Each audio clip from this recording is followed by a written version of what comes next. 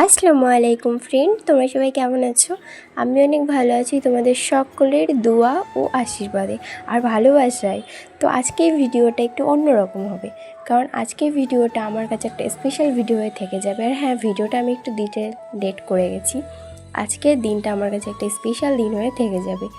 আজকের দিনটা অনেক অনেক স্পেশাল, কারণ আমার 5 বছরের স্বপ্ন আজকে পূর্ণ হতে চলেছে। তো চলো আমি রেডি হয়ে নিই, তারপর তোমাদের সাথে বাকি কথা বলবো। তো এখানে আমি রেডি হয়ে গেছি, অনেক সিম্পলি রেডি হয়েছিলাম। তারপরে আমাদের এখানে গাড়িও চলে এসছে। তো এখান থেকে আমরা গাড়িতে করে যাব বেড়াচাপার থেকে হচ্ছে কেক যা সেলিব্রেশনের জন্য লাগে সেগুলো কিনে নেব। তারপরে ওখান দিয়ে আমার আন্টি আর আমার দিদি আসবে। তো ওখান থেকে দিদি আর আন্টিদেরকে নিয়ে আমরা চলে যাব। তো এখানে কেক কিনছিলাম। আর আজকের যার উপর আমি মেকআপ করবো, মানে আজকে আমার এক্সাম ছিল, তো আমার মডেল হবে আমার দিদি। তো হ্যাঁ, তোমাদের সাথে কিছু কথা বলি। আজকে ভিডিওটা একটু বেশি বড় হয়ে যাবে, ওই জন্য বেশি কথা বলবো না, অল্প কিছুই বলি। আজকে আমার স্বপ্নটা হচ্ছে আমি একজন মেকআপ আর্টিস্ট হবো, এরকম একটা স্বপ্ন ছিল আমার 5 বছরে। তো আজকে সেটা পূর্ণ হতে চলেছে। বড় কোনো মেকআপ আর্টিস্ট হইনি আমি, তবে তোমাদের দোয়া আশীর্বাদে ইনশাল্লাহ একদিন হয়ে যাব। তো আমার মেকআপ আর্টিস্ট হওয়ার শখ ছিল প্রায় 5 বছর আগে থেকে, যখন আমি ক্লাস 5-এ পড়তাম তখন থেকে। তো আজকে সেটা পূর্ণ হতে চলেছে। তো তোমাদের সাথে কথা বলতে বলতে আমরা বাড়ির সাথেও চলে এসেছিলাম, আর দিদির জন্য কিছু মিষ্টি কিনে নিচ্ছিলাম। আর দিদির বাড়িটা একটু বারাসাত থেকে একটু ভিতরের দিকে যেতে হয়।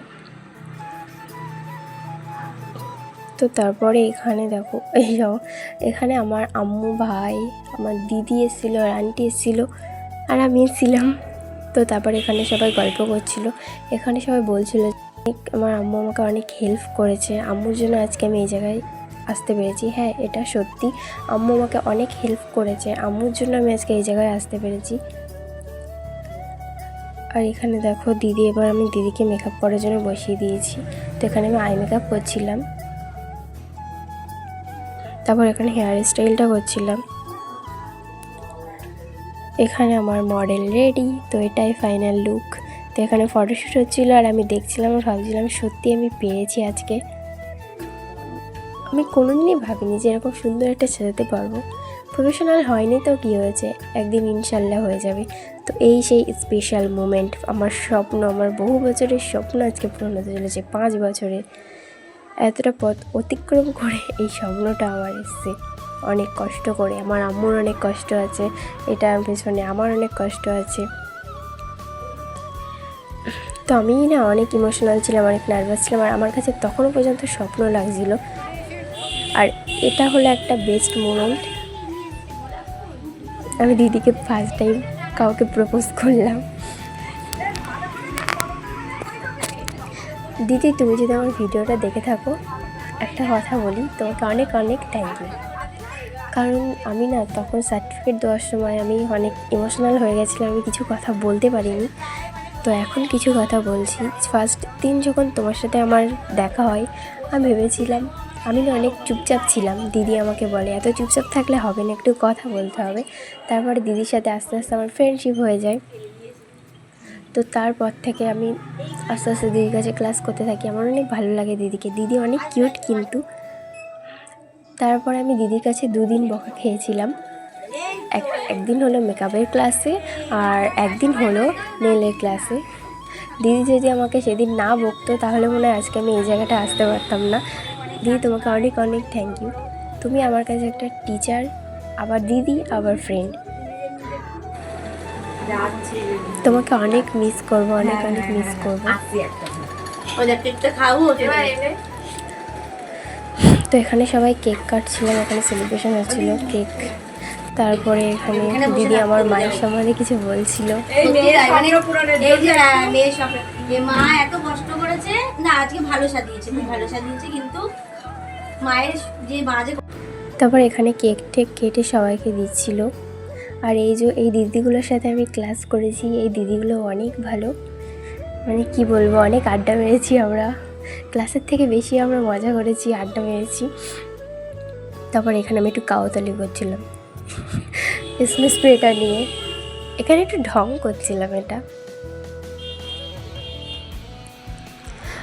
আর আজকে যে আমি এই জায়গাটায় পৌঁছে গেছি, তো এই যে আমি একটা স্বপ্ন পূরণ করেছি, এটা না আমার অনেক ফ্রেন্ডের, মানে নামগুলো বলছি না, অনেক ফ্রেন্ডের এটা পছন্দ হয়নি।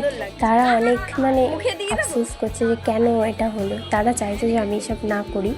তো এটা আমার ভালোবাসা, কাজটা আমার ভালোবাসা, আমি কাজটাকে অনেক ভালোবাসি, তো আমি করবো না কেন ভাই, তোরাও কর, চেষ্টা কর। তো আজকে আমি এই জায়গায় আসতে পেরেছি, অনেক অনেক হ্যাপি। আমি কি বলবো, কিছু বলতে মানে আরও মানে যতই বলবো ততই কম হয়ে যাবে। আমার আম্মুর ব্যাপারে, আমার দিদির ব্যাপারে যতই বলবো ততই কম হয়ে যাবে। মডেলের অবস্থা খুবই খারাপ, তাই তো? মডেলের অবস্থা খুবই খারাপ। এটা আমার টিচার, আমার কিউট দিদি। এসো আবার। হ্যাঁ, কত ভালোবাসা। আর হ্যাঁ, কিছু কিছু মেয়েকে আমি বলছি, তোরা হয়তো আমার ভিডিওটা দেখে বুঝে গেছিস যে আমি তোদের কথাই বলছি। তোরা আমাকে পছন্দ করিস না সেটা ঠিক আছে, কিন্তু তোরা আমার কাজটাকে প্লিজ খারাপ বলবি না, বুঝেছিস? তোদেরকে একটা কথা বলি, হিংসা নয়, চেষ্টা কর, একদিন তোরাও সফলতা পাবি। তো এই যে রাস্তা, এই রাস্তাটাকে অনেক মিস করব, কারণ এই রাস্তাটা দিয়ে যে দৌড়াতাম আমি আর আমার আম্মু, কি বলবো। মানে তখন রোজার মাস ছিল, তো সেই টাইমটা আম্মু রোজা করতে করতে আমাকে ক্লাসে নিয়ে যেত, কারণ আমি একা যেতে পারতাম না। আর দিদিও বলেছিল যে একা ছাড়ার দরকার নেই, আমি অনেকটাই ছোট। তো মানে ট্রেন ইফতার করতে হবে বাড়ি গিয়ে, তো ট্রেন ধরার জন্য অনেক মানে কী বলবো, কি জোরে জোরে দৌড়াতাম এখান দিয়ে। তার আমি ভাবছি এত ছোট বয়সে স্বপ্নটা পূরণ হয়েছে, আমি অনেক খুশি। এত ছোট বয়সে স্বপ্নটা পূরণ হবে আমি কখনো আশা করিনি। যাই হোক, তো এখানে আমাদের খিদে পেয়ে গেছিলো, তো এখানে আন্টি দেখো, আন্টি আর আমার আম্মু গিয়ে এনেছিল কিছু, তো এখানে অনেক কিছুই ছিল।